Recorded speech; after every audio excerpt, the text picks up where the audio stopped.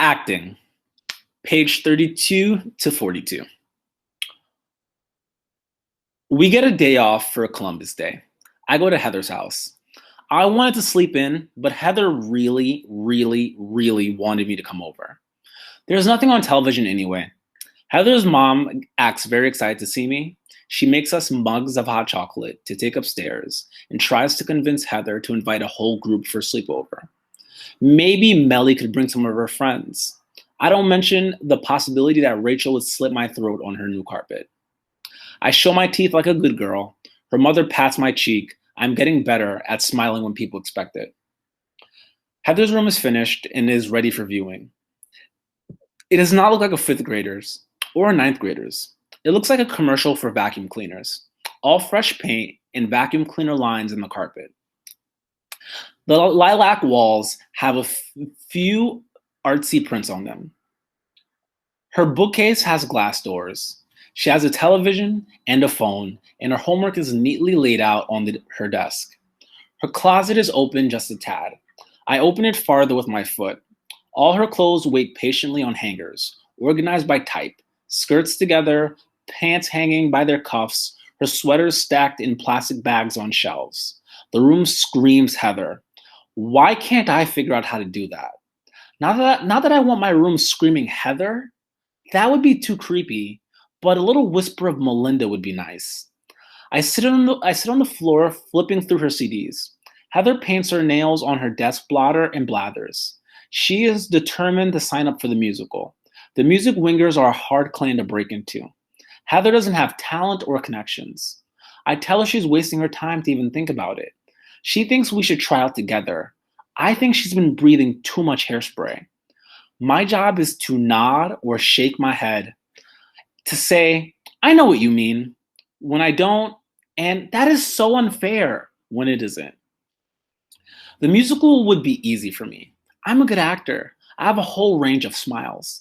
I use the shy, look up through the bangs smile for staff members, and the crinkly eye smile with a quick shake of my head if a teacher asks me for an answer. If my parents want to know how school went, I flash my eyebrow upwards and shrug my shoulders. When people point at me or whisper as I walk past, I wave to imaginary friends down the hall and hurry to meet them. If I drop out of high school, I could be a mom. Heather asks why I don't think they would let us in the musical. I sip my hot chocolate. It burns the roof of my mouth. Me. We are nobody. Heather. How can you say that? Why does everyone have that attitude? I don't understand any of this. If we want to be in the musical, then they should let us. We could just stand on stage or something if they don't like our singing. It's not fair. I hate high school.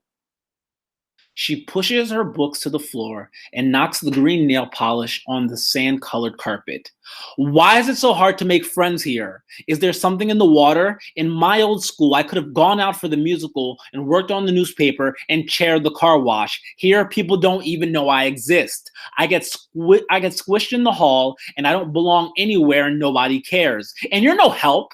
You are so negative, and you never try anything. You just mope around like you don't care that people talk about you behind your back. She flops on her bed and bursts into sobs. Big boo-hoos, with little squeals of frustration when she punches her teddy bear. I don't know what to do. I try to soak up nail polish, but I make the stain bigger. It looks like algae. Heather wipes her nose on her bear's plaid scarf. I slip out of the bathroom and come back with another box of tissues and a box of nail polish remover. Heather. I am so sorry, Melly. I can't believe I said those things to you. It's PMS. Don't pay attention to me. You have been so sweet to me. You're the only person I can trust. She blows her nose loudly and wipes her eyes on her sleeve. Look at you. You're just like my mom. She says, no use crying. Just get on with your life. I know what we'll do. First, we'll work our way into a good group. We'll make them like us. By next year, the music wingers will be begging us to be in the musical. It is the most hopeless idea I've ever heard, but I nod and pour the remover on the carpet. It lightens the polish to a bright vomit green and bleaches the carpet surrounding it. When Heather sees what I've done, she bursts into tears again, sobbing. It isn't my fault. My stomach is killing me. Her room isn't big enough for this much emotion. I leave without saying goodbye. Dinner theater. The parents are making threatening noises, turning dinner into performance art, with dad doing his best Arnold Schwarzenegger imitation, and mom playing Glenn Close in one of her cycle rules. I am the victim. Mom, creepy smile. Thought you could put one over on us, did you, Melinda? Big high school student now. Don't need to show your homework to your parents. Don't need to show any failing test grades. Dad.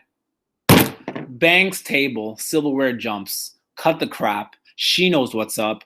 The interim reports came today. Listen to me, young lady. I'm going to say this once. You get those grades up or your name is mud. Hear me? Get them up. Attacks baked potato. Mom, annoyed at being upstage. I'll handle this. Melinda, she smiles. Audience shudders. We're not asking for much, dear. We just want you to do your best. And we know your best is much better than this. You tested so well, dear. Look at me when I talk to you. Victim mixes cottage cheese into applesauce. Dad snorts like a bull. Mom grasps knife. Mom, I said look at me. Victim mixes peas into applesauce and cottage cheese. Dad stops eating. Mom, look at me now. This is the death voice. The voice that means business. When I was a kid, this voice made me pee in my pants. It takes more now. I look mom square in the eye, then rinse my plate and retreat to my room. Deprive a victim, mom and dad holler at each other. I turn up my music to drown out the noise. Blue roses. After last night's interrogation, I tried to pay attention in biology. We were studying cells, which have all these tiny parts you can't see unless you look at them under a microscope. We get to use real microscopes, not plastic Kmart specials. It's not bad. Miss Keene is our teacher. I kind of feel sad for her. She could have been a famous scientist or a doctor or something. Instead, she's stuck with us. She has wooden boxes all over the front of the room that she climbs on when she talks to us. If she'd cut back on the donuts, she'd look like a tiny grandmother doll. Instead, she has a gelatinous figure, usually encased in orange polyester. She avoids basketball players. From their perspective, she must look like a basketball. I have a lab partner, David Petrakis. Belongs to the Cyber Genius clan. He has the potential to be cute when the braces come off. He is so brilliant, he makes the teachers nervous. You'd think a kid like that would get beat up a lot, but the bad guys leave him alone. I have to find out his secret. David ignores me mostly, except when I almost ruined the $300 microscope by twisting the knobs the wrong way. That was the day Miss Keene wore a purple dress with bright blue roses. Baffling. They shouldn't let teachers change like that without some kind of early warning alert. It shakes up the students. That dress was all anyone talked about for days. She hasn't worn it since. Student divided by confusion equals algebra. I slide into my desk with 10 minutes left in algebra class. Mr. Stepman stares at my late pass for a long time. I pull out a clean sheet of paper so I can copy the problems off the board. I sit in the back row where I can keep an eye on everyone, as well as whatever is going on in the parking lot. I think of myself as the emergency warning system of the class. I plan disaster drills. How could we escape if chemistry lab exploded? What if an earthquake hit central New York? A tornado? It is impossible to stay focused on algebra. It's not that I'm bad at math. I tested at the top of my class last year. That's how I got dad to pay for my new bike. Math is easy because there's no room for debate. The answer is right or it's wrong. Give me a sheet of math problems and I'll get 98% of them right. But I can't get my head around algebra. I knew why I had to memorize my multiplication tables, understanding fractions and decimals and percentages, and even geometry. All that was practical. Tools I can use. It made so much sense. I never thought about it. I did the work, made honor roll. But algebra, every single day, someone asks Mr. Stepman why we have to learn algebra. You can tell this causes him great personal pain. Mr. Stepman loves algebra. He is poetic about it in an integral number sort of way. He talks about algebra the way some guys talk about their cars. Ask him why algebra, and he launches into 1,001 stories why algebra. None of them make sense. Mr. Stedman asks me if I can explain the Wang-Didler's role in the negative Hotchkiss theorem. Heather has the answer. She is wrong. Stedman tries again. Me, I shake my head with a sad smile. Not this time. Try me again in 20 years. He calls me to the board. Mr. Stedman, who wants to help Melinda understand how we work our way through this problem? Rachel? Great. My head explodes with the noise of fire trucks leaving the station. This is a real disaster. Rochelle clogs up to the board. Dressed in an outrageous Dutch Scandinavian ensemble, she looks half cute, half sophisticated. She has red laser eyes that burn my forehead. I wear basic dumpster togs, smelly gray turtleneck and jeans. I just this minute remember that I need to wash my hair. Rochelle's mouth moves and her hand glides over the board, drawing funny shapes and numbers. I pull my lower lip all the way in between my teeth. If I try hard enough, maybe I can gobble my whole self this way. Mr. Stedman drones something and Rochelle flutters her eyelids. She nudges me. We were supposed to sit down. The class giggles as we walk back to our seats. I didn't try hard enough to swallow myself. My brain doesn't think we should spend any time hanging around algebra. We have better things to think about. It's a shame. Mr. Stedman seems like a nice guy. Halloween.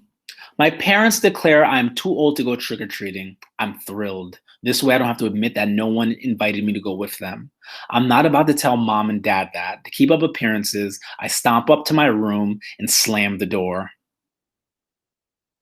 I look out my window. A group of little creatures is coming up to the walk. A pirate, a dinosaur, two fairies, and a bride. Why is it that you never see a kid dressed as a groom on Halloween? Their parents chat at the curb. The night is dangerous. Parents are required. Tall ghosts in khakis and down jackets floating behind the children. The doorbell rings. My parents squabble about who will answer it. Then mom swears and opens the door with a high pitch. Ooh, what do we have here? She must have handed out only one mini chocolate bar to each creature. Their thank yous do not sound enthusiastic. The kids cut through the yard to the next house and the parents follow in the street. Last year, our clan dressed up as witches. We went to Ivy's house because she and her older sister had theatrical makeup. We traded clothes and splurged on cheap black wigs. Rachel and I looked the best. We had used babysitting money to rent black satin capes lined in red. We rocked. It was an unusually warm, wicked evening. We didn't need long underwear, and the sky was clear. The wind kicked up, skimming clouds over the surface of the full moon, which was hung just to make us feel powerful and strong. We raced through the night, a clan of untouchable witches. I actually thought for a moment that we could cast spells, could turn people into frogs or rabbits to punish the evil and reward the good. We ended up with pounds of candy. After Ivy's parents went to bed, we lit a candle in the totally dark house. We held it in front of an antique mirror at midnight to see our futures. I couldn't see anything. This year, Rochelle is going to a party thrown by one of the exchange students' host families. I heard her talk about it in algebra. I knew I wouldn't get an invitation. I'd be lucky to get an invitation to my own funeral with my reputation. Heather is walking with some of the little kids in her neighborhood, so their mothers can stay home. I am prepared. I refuse to spend the night moping in my room or listening to my parents argue. I check out a book from the library, Dracula by Bram Stoker. Cool name. I settle into my nest with a bag of candy corn and a blood-sucking monster. Name. In a post-Halloween frenzy, the school board has come out against calling us the devils. We are now the Merryweather Tigers. Roar. The Ecology Club is planning a rally to protest the degrading of endangered species. This is the only thing talked about at school, especially during class. Mr. Neck has a steroid rage, screaming about motivation and identity and sacred school spirit. We won't even make it to the Industrial Revolution at this rate. I get hosed in Spanish. Linda means pretty in Spanish. This is a great joke. Miss Spanish teacher calls my name. Some stand-up comic cracks. No, Melinda, no S Linda. They call me Mino Linda for the rest of the period. This is how terrorists get started. This kind of harmless fun. I wonder if it's too late to transfer to German. I just thought of a great theory that explains everything. When I went to that party, I was abducted by aliens. They created a fake Earth and fake high school to study me and my reactions. This certainly explains cafeteria food. Not the other stuff, though. The aliens have a sick sense of humor.